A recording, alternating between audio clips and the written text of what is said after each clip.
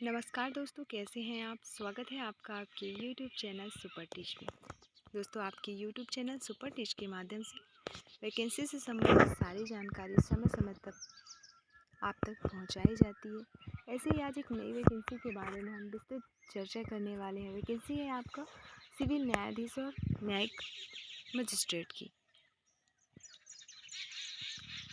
तो चलिए शुरू करते हैं और देखते हैं ये विज्ञापन जो जारी किया गया है आपका 9 अप्रैल 2024 को। उसमें वैकेंसी से संबंधित आपका इस भर्ती से संबंधित क्या क्या चीज़ें दी गई हैं। इसमें हम ये क्वालिफ़िकेशन सबसे पहले, इसके बाद आयु सीमा, फिर वेतनमान, पदों की संख्या, चयन प्रक्रिया, आवेदन प्रक्रिया, सब चीज़ें हम इसमें एक एक करके देखने वाले हैं। तो चलिए शुरू करते हैं। सबसे पहले परीक्षा का नाम। परीक्षा का नाम है सिविल न्यायाधीश संवर्ग सीधी भर्ती प्रतियोगी परीक्षा 2024। भर्ती प्रक्रिया के नियम राजस्थान न्यायिक सेवा नियम 2010 अनुसार है। संवर्ग की बात करें तो संवर्ग है सिविल न्यायाधीश संवर्ग। पद नाम है सिविल न्यायाधीश एवं न्यायिक मजिस्ट्रेट। फिर वेतन पर मंथ जो रहेगा 77,840 रुपये मिनिमम और अधिकतम वेतन 1,36,520 रुपये। पदों की संख्या, कुल पदों की संख्या है 222। ऑनलाइन आवेदन करने की प्रक्रिया के बारे में कुछ दिया गया है, जिसे देख लेते हैं। ऑनलाइन आवेदन करने की प्रक्रिया से संबंधित दिशा निर्देश यथोचित समय पर राजस्थान उच्च न्यायालय की अधिकृत वेबसाइट पर अपलोड कर दिए जाएंगे। अभ्यर्थियों को सलाह दी जाती है कि ऑनलाइन आवेदन करने से पूर्व दिशा निर्देशों को ध्यानपूर्वक पढ़ लें एवं वेबसाइट को नियमित समयांतराल पर देखते रहें।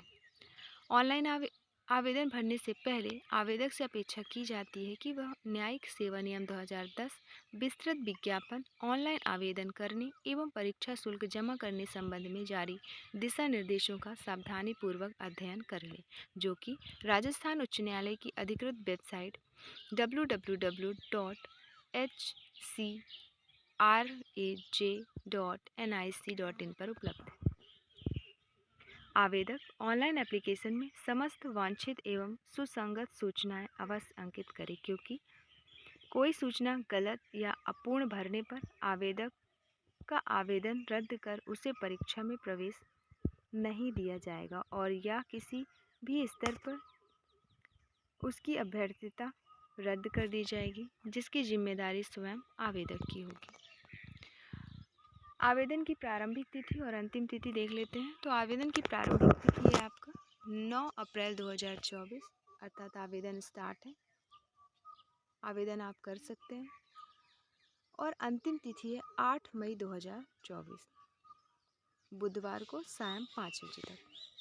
फिर ऑनलाइन परीक्षा शुल्क जमा करने की जो समय सीमा दी गई है वो है 9 अप्रैल 2024 मंगलवार को दोपहर 1 बजे से दिनांक 9 मई 2024 बृहस्पतिवार को सायं 5 बजे तक। आगे दिए है ऑनलाइन आवेदन पत्र या ऑनलाइन आवेदन करने व ऑनलाइन परीक्षा शुल्क जमा करने की उपयुक्त समय सीमा के पश्चात पोर्टल का लिंक निष्क्रिय हो जाएगा। आवेदकों को सलाह दी जाती है कि ऑनलाइन आवेदन की अंतिम दिनांक व समय का इंतजार किए बिना यथाशीघ्र निर्धारित परीक्षा शुल्क अदा कर ऑनलाइन आवेदन करें। ई मित्र कियोस्क या नागरिक सेवा केंद्र तथा नेट बैंकिंग या डेबिट या क्रेडिट कार्ड के माध्यम से निर्धारित परीक्षा शुल्क की राशि जमा की जा सकेगी। अब प्रारंभिक एवं मुख्य परीक्षा का स्थान जो रहेगा, राजस्थान उच्च न्यायालय द्वारा प्रारंभिक एवं मुख्य परीक्षा जोधपुर एवं जयपुर में आयोजित किए जाने की संभावना है।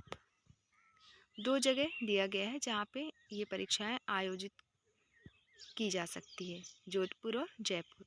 आवेदक अभ्यर्थियों की संख्या अधिक होने पर अन्य संभागीय जिला मुख्यालयों पर भी परीक्षा आयोजित की जा सकेगी। परीक्षा आयोजित किए जाने के स्थान, माह एवं दिनांक में परिवर्तन करने का अधिकार राजस्थान उच्च न्यायालय के पास सुरक्षित है, लेकिन किसी भी आवेदक द्वारा परीक्षा केंद्र के रूप में एक बार चयनित कर लिए गए स्थान में कोई परिवर्तन नहीं किया जा सकेगा। अतः आवेदक ऑनलाइन आवेदन में परीक्षा केंद्र का चयन करने से पहले भली प्रकार से विचार कर लें।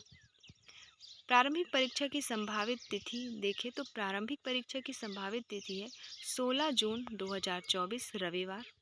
और मुख्य परीक्षा की संभावित तिथि, मुख्य परीक्षा हेतु अनंतिम रूप से उत्तीर्ण अभ्यर्थियों की संख्या के अनुसार प्रारंभिक परीक्षा के परिणाम के साथ यथा समय घोषित की जाएगी। साक्षात्कार की संभावित तिथि, उत्तीर्ण अभ्यर्थियों की संख्या के अनुसार मुख्य परीक्षा के परिणाम के साथ यथा समय घोषित की जाएगी। परीक्षा शुल्क देखें तो परीक्षा शुल्क आपका सामान्य वर्ग, अन्य पिछड़ा वर्ग, क्रीमी लेयर श्रेणी, अति पिछड़ा वर्ग, क्रीमी लेयर श्रेणी, अन्य राज्य के आवेदक के लिए जो परीक्षा शुल्क निर्धारित की गई है वो है 1250 रुपये। और राजस्थान राज्य के अन्य पिछड़ा वर्ग, नॉन क्रीमी लेयर श्रेणी, अति पिछड़ा वर्ग, नॉन क्रीमी लेयर श्रेणी और आर्थिक रूप से कमजोर वर्ग के आवेदक को 1000 रुपये। दिव्यांगजन, राजस्थान राज्य के अनुसूचित जाति, अनुसूचित जनजाति के आवेदक के लिए 750 रुपये। तो ये है परीक्षा शुल्क। अगर आप राजस्थान के ही निवासी हैं, अन्य पिछड़ा वर्ग है, अति पिछड़ा वर्ग है, आर्थिक रूप से कमजोर है तो 1000 रुपये। अगर अदर स्टेट के हैं तो 1250 रुपये। फिर ST SC के लिए अगर आप राजस्थान के ही हैं तो 750 रुपये, और अगर अदर स्टेट के हैं तो 1250 रुपये, और सामान्य वर्ग के लिए 1250 रुपये। नोट में दिया गया है, परीक्षा शुल्क की वापसी से संबंधित किसी दावे पर विचार नहीं किया जाएगा और ना ही परीक्षा शुल्क को किसी अन्य परीक्षा हेतु आरक्षित किया जाएगा जब तक कि आवेदक को न्यायालय द्वारा परीक्षा में सम्मिलित करने हेतु आदेशित न किया गया हो। अब हम देखेंगे संवर्गवार पदों की संख्या या रिक्त पदों का विस्तृत विवरण। Total number of vacancies 83 vacancy 2022 में। जनरल के लिए 32, इसमें से महिलाओं की कुछ सीटें हैं, कुछ विडोज़ की सीटें हैं, तो ये दी गई हैं। फिर SC में भी टोटल 13 पद निकाले गए हैं, इसमें भी महिलाओं के लिए अलग से है। फिर OBC के लिए 17 और ST के लिए 9, EWS के लिए 8, MBC के लिए 4।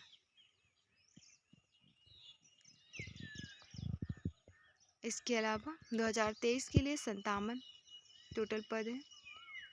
फिर जनरल के लिए 24, SC के लिए 9, ST के लिए 6, OBC के लिए 11, EWS के लिए 5 और MBC के लिए 2। फिर 2024 में 82, जिसमें से जनरल के लिए 31 पद, SC के लिए 13, ST के लिए 9, OBC के लिए 17, EWS के लिए 8 और MBC के लिए 4 पद निकाले गए। तो ये थी टोटल पदों की संख्या। उपर्युक्त रिक्त पदों की संख्या में भर्ती प्रक्रिया के दौरान किसी भी समय नियमानुसार कमी या बढ़ोतरी की जा सकती है, जिसके लिए पुनः विज्ञापन या शुद्धि पत्र जारी नहीं किया जाएगा।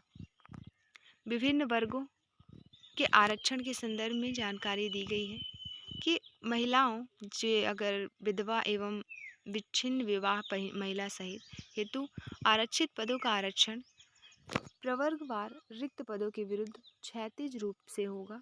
दूसरा, दिव्यांगजन हेतु आरक्षित पदों का आरक्षण कुल रिक्त पदों के विरुद्ध क्षैतिज रूप से होगा। अगला, क्षैतिज आरक्षण में जिस श्रेणी अर्थात SC, ST, अन्य पिछड़ा वर्ग, अति पिछड़ा वर्ग, आर्थिक रूप से कमजोर वर्ग या सामान्य वर्ग का आवेदक चयनित होगा, उससे संबंधित श्रेणी जिसका वह आवेदक है में समायोजित किया जाएगा। फिर राजस्थान राज्य के अनुसूचित जाति जनजाति, अन्य पिछड़ा वर्ग, अति पिछड़ा वर्ग, EWS व महिलाओं जिसमें विधवा या विच्छिन्न विवाह महिला सहित दिव्यांगजन के लिए आरक्षित पदों हेतु पात्र एवं उपयुक्त अभ्यर्थी उपलब्ध नहीं होने पर इन पदों को राजस्थान न्यायिक सेवा नियम 2010 में विहित प्रक्रिया एवं रीति से भरा जाएगा। अगला पॉइंट है, सामान्य वर्ग के पदों के विरुद्ध चयन हेतु आरक्षित वर्ग के केवल वे ही आवेदक पात्र होंगे जिन्होंने परीक्षा शुल्क के अतिरिक्त आरक्षित श्रेणी के लिए देय किसी अन्य रियायत का लाभ नहीं उठाया है। अगला पॉइंट है, राजस्थान के अन्य पिछड़ा वर्ग एवं अति पिछड़ा वर्ग के क्रीमी लेयर श्रेणी के आवेदक तथा राजस्थान राज्य से भिन्न राज्यों के अनुसूचित जाति जनजाति ओबीसी क्रीमी लेयर एवं नॉन क्रीमी लेयर अति पिछड़ा वर्ग क्रीमी लेयर एवं नॉन क्रीमी लेयर या ईडब्ल्यूएस के आवेदक समान वर्ग के अंतर्गत आते हैं। एससी एसटी ओबीसी अति पिछड़ा वर्ग ईडब्ल्यूएस वर्ग के हेतु आरक्षित पदों का लाभ राजस्थान राज्य के मूल निवासी को ही देय होगा। जो भी आरक्षण के लाभ हैं वो सिर्फ राजस्थान के मूल निवासियों को ही देय होंगे, चाहे अदर राज्य के कोई भी अभ्यर्थी चाहे एसटी एससी ओबीसी या ईडब्ल्यूएस ही क्यों ना हो। लाभ जो दिया जाएगा मात्र राजस्थान के मूल निवासियों को दिया जाएगा, बाकी अदर स्टेट के अभ्यर्थियों को जनरल मानकर ही आवेदन स्वीकार किया जाएगा। राजस्थान राज्य के बाहर के अन्य राज्य की महिला जो विवाहोपरांत राजस्थान राज्य की मूल निवासी बन जाती हैं उन्हें समान वर्ग के अंतर्गत ही आवेदन करना होगा। फिर विभिन्न वर्गों के प्रमाण पत्र के संदर्भ में चीज़ें दी गई हैं।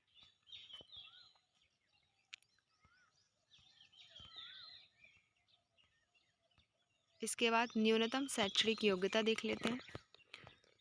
तो फर्स्ट पॉइंट है इसमें, कोई भी अभ्यर्थी सेवा में भर्ती के लिए तब तक पात्र नहीं होगा जब तक कि वह भारत में विधि द्वारा स्थापित तथा विधिवक्ता अधिनियम 1961 के अधीन इस रूप से मान्य किसी भी विश्वविद्यालय की विधि स्नातक की उपाधि धारित ना करता हो। दूसरा, प्रत्येक अभ्यर्थी को देवनागरी लिपि में लिखी जाने वाली हिंदी भाषा तथा राजस्थानी बोलियों एवं सामाजिक रूढ़ियों रीति रिवाज का गहन ज्ञान होना चाहिए। नोट करके दिया है, विधि स्नातक या व्यावसायिक के अंतिम वर्ष या अंतिम सेमेस्टर की परीक्षा में सम्मिलित हो चुका या सम्मिलित हो रहा आवेदक भी आवेदन करने के लिए पात्र है, परंतु ऐसे आवेदक को वांछित शैक्षणिक योग्यता मुख्य लिखित परीक्षा से पहले धारित करनी होगी और उसका प्रमाण मुख्य लिखित परीक्षा होने के 7 दिवस के भीतर रजिस्ट्रार राजस्थान उच्च न्यायालय जोधपुर के कार्यालय में प्रस्तुत करना होगा।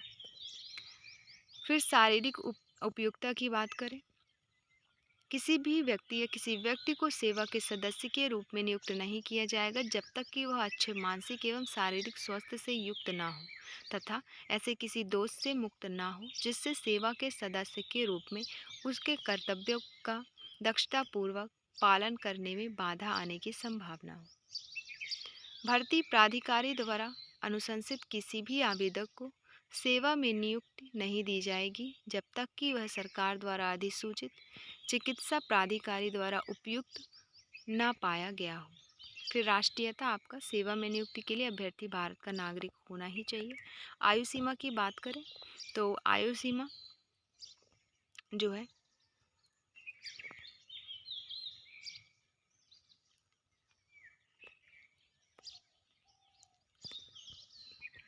न्यूनतम आयु सीमा आपका निर्धारित की गई है जो वो है 21 साल और अधिकतम आयु सीमा 40 साल। फिर नियुक्ति के लिए निहत्ताएँ दी गई है नीचे। इसके अलावा परीक्षा की स्कीम और पाठ्यक्रम,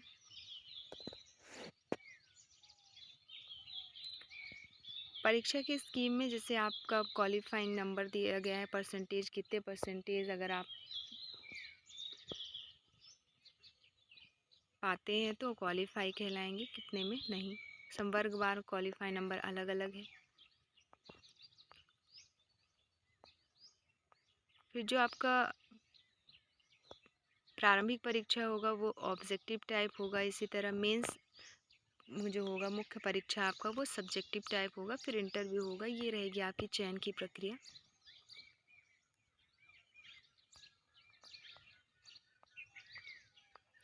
सिलेबस देख लेते हैं प्रारंभिक परीक्षा के लिए।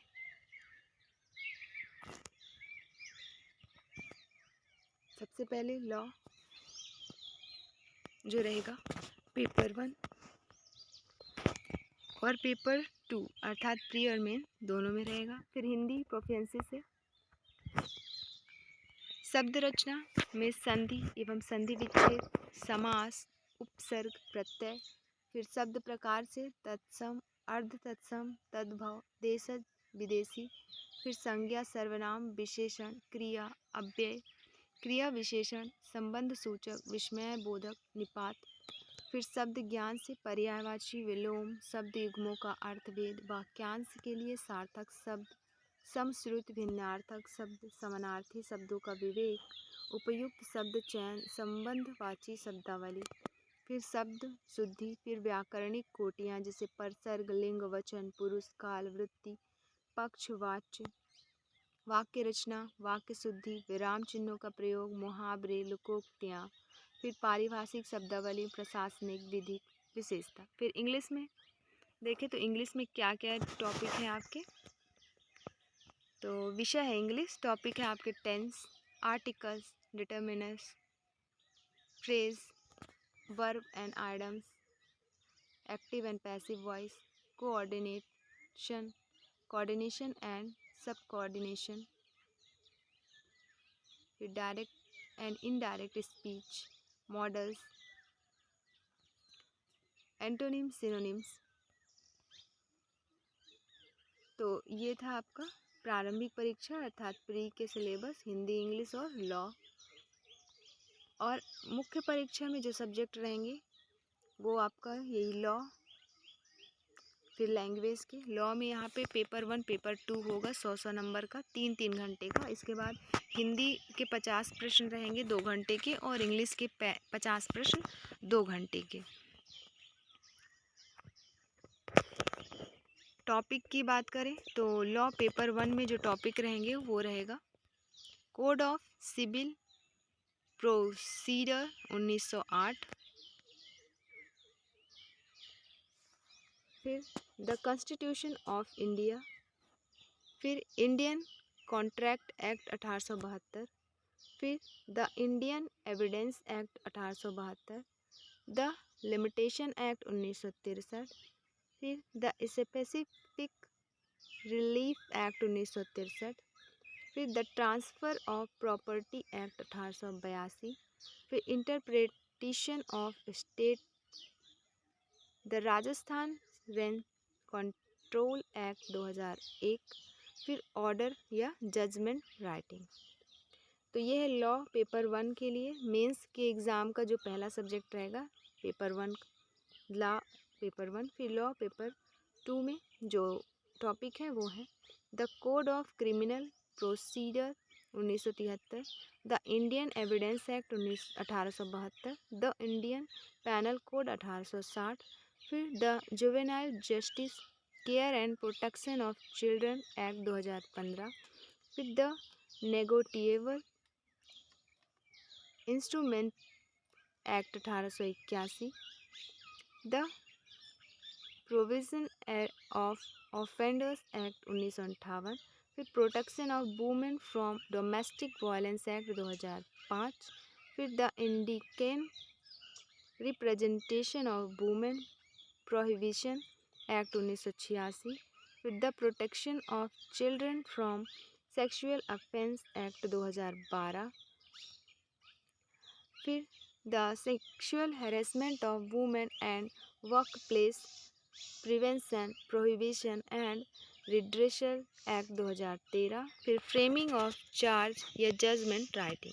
लैंग्वेज में आपका paper 1 Hindi easy language, easy written in Hindi language, और paper 2 English easy written in English language.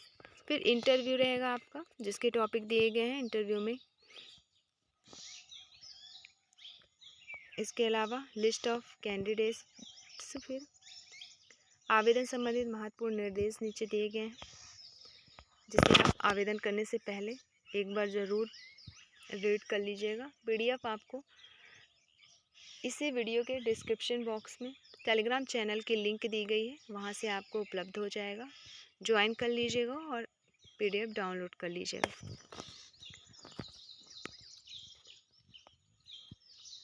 प्रवेश पत्र संबंधी जानकारी, फिर अनापत्ति प्रमाण पत्र, जैसे कोई जॉब कर रहा है और फॉर्म भरना चाह रहा है तो उसको अनापत्ति प्रमाण पत्र लगाना होगा। फिर अन्य महत्वपूर्ण निर्देश भी दिए गए हैं, जैसे अगर